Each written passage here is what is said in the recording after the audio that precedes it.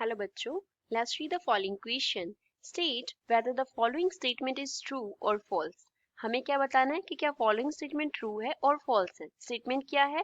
Coefficient of friction is dimensionless quantity. Coefficient of friction जो है वो dimensionless quantity है.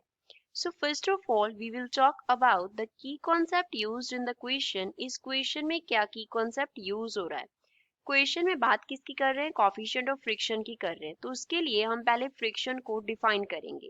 फ्रिक्शन को सपोज हमने एफ से डिनोट किया तो ये किसके इक्वल होता है? It is product of mu and N.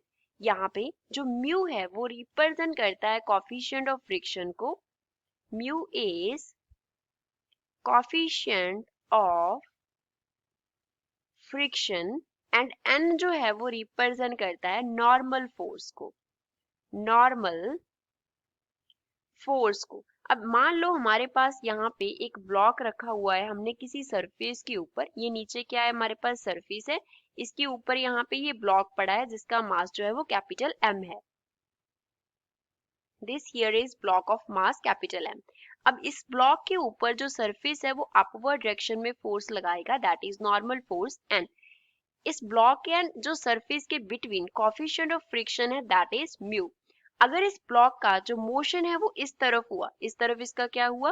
Motion हुआ, तो जो फ्रिक्शनल फोर्स होगा एफ वो क्या करेगा? इसके मोशन को अपोज करेगा, इस डायरेक्शन में एक्ट करेगा, opposite to direction of motion. निकालते कैसे हैं frictional force? Coefficient of friction into normal force करके है. दैट मीन्स अगर हमें कोफिशिएंट ऑफ फ्रिक्शन का डिमेंशंस निकालना हो तो हम क्या करेंगे? डिमेंशंस ऑफ फ्रिक्शनल फोर्स को डिवाइड कर देंगे with the dimensions of normal force. अब फोर्स जो होता है उसकी हमारे पास फॉर्मूला होता है. फोर्स अगर एफ से डिनोट करें तो उसका फॉर्मूला हमारे पास होता है मास एंड एक्सेलरेशन का प्रोडक्ट. मास इनटू साथ में क्या होता है? Acceleration. Mass into acceleration. Acceleration को ए से डिनोट किया. अब एफ के डिमेंशंस लिखते हैं. मास के डिमेंशंस हमारे पास क्या होते हैं? M raise to power 1. Acceleration के डिमेंशंस हमारे पास क्या होते हैं? L raise to power 1 into T raise to power -2 होते हैं. तो फोर्स के हमारे पास क्या डिमेंशंस हो गए? m1 L1 T raise to power -2. अब अगर हम फ्रिक्शनल फोर्स की बात करें तो F हमारे पास क्या है? F is a force. कौन सी फोर्स है? फ्रिक्शनल फोर्स है. तो F हमारे पास एक फोर्स है तो इसके डिमेंशंस क्या होंगे? m1 L1 T raise to power -2. इसी तरीके से जो N है वो भी क्या है? एक फोर्स है, नॉर्मल फोर्स. तो नॉर्मल फोर्स है तो उसके डिमेंशंस क्या होंगे? m1 L1 T raise to power -2. तो म्यू के डिमेंशंस क्या आ जाएंगे? म्यू के डिमेंशंस होंगे ऊपर तो F के dimensions m1 L1 T raise to power -2, नीचे N के dimensions m1 L1 T raise to power -2. तो यहाँ से अगर हम सॉल्व करेंगे तो म्यू के डिमेंशंस क्या होंगे? ऊपर m की पावर 1 है, नीचे से क्या हो जाएगी? -1.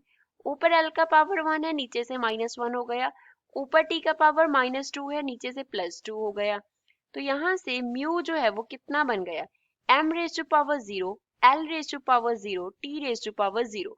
नाउ वी कैन सी कि m l t तीनों क्वांटिटीज की जो हमारे पास पावर आ रही है that is 0, which means mu के डिमेंशंस नहीं होते. म्यू क्या है? डिमेंशनलेस क्वांटिटी है.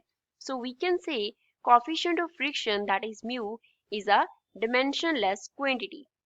ये क्या है? dimensionless quantity है.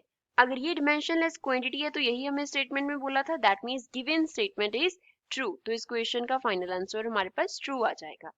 I hope you understood well. Thanks.